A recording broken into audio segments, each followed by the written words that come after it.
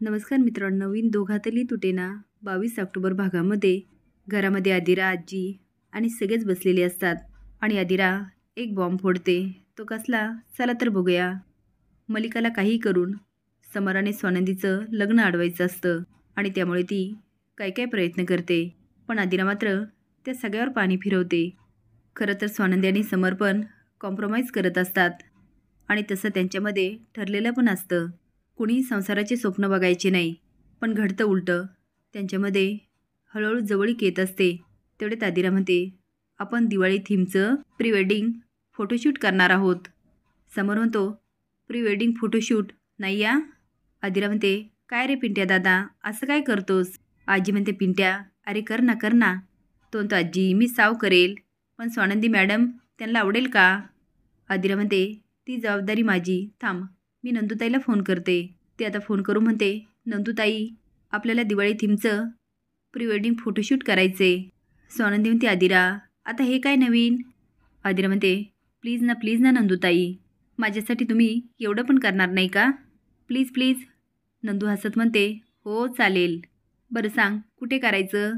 ती आमच्या घरी, म्हणजे तुमच्या सासरी. स्वानंदी म्हणते, बरं मी पोहोचते. आता आदिरा फोन ठेवून म्हणते, मी नंदुताईला कन्व्हिन्स केलं. ते आता समरला मिठी मारते. तो मोठे डोळे करून म्हणतो, काय तुझी नंदुताई कन्व्हिन्स झाली? ती हो पिंटे दादा. तो कमाले.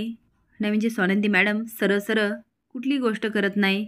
त्यांना काही बोलायला गेल्या की ते आडवेस शिरतात आणि आज त्यांनी लगेच होकार दिला. आजी म्हणते, झालं या पिंट्याचं सुरू. समोर बोलत राहतो. आजी आणि आदिरा उठतात आणि बोलत निघून जातात. अंशी म्हणून तो, मॉम बघितलंस काय चाललंय? आता काय फोटोशूट करतायत, उद्या लग्न करतील. मला नाही वाटत तुझ्याच्याने काहीतरी होईल. आता फोटोशूटसाठी जबरदस्त तयारी केलेली असते. सगळीकडे दिव्यांचा लखलखाट, लाईटाच्या माळा. आता समर पण मस्त पिवळा कुर्ता घालून येतो. तेवढ्यात आदिरा येते आणि म्हणते, वाव पिंट्या दादा, आज तू खूप हँडसम दिसतोय. पिंट्या हसून म्हणतो, काही पण ना तुझं. आजी म्हणते, खरंच रे पिंट्या, आज खूप छान दिसतोय. आता आदिरा फोटोग्राफरला सांगत असते की काय काय करायचं. समर घड्याळ बघत म्हणतो, अरे ही अजून आल्या नाही. या स्वानंदी मॅडमला वेळेची काही कदरच नाही.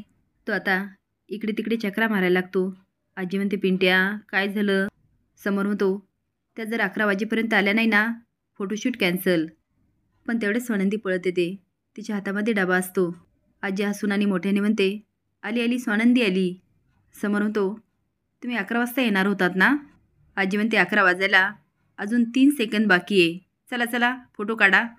स्वानंदी म्हणते, हा माणूस नुसता घड्याळ आहे घड्याळ. आता समर आणि स्वानंदी फोटोशूटसाठी उभा राहतात. पण समरचं तोंड इकडे असतं आणि स्वानंदीचं तिकडे. फोटोग्राफर म्हणतो, मॅम तुम्ही जर सरांजवळ उभा राहता का? आणि सर तुम्ही त्यांच्या खांद्यावरती हात ठेवा आणि जरा स्माईल द्या ना. आजी म्हणते, पिंट्या हस ना, ही ही ही ही ही ही.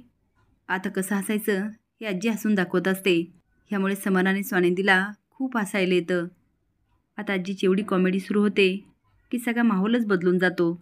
आजीमुळे स्वानंदी खूप हसत असते.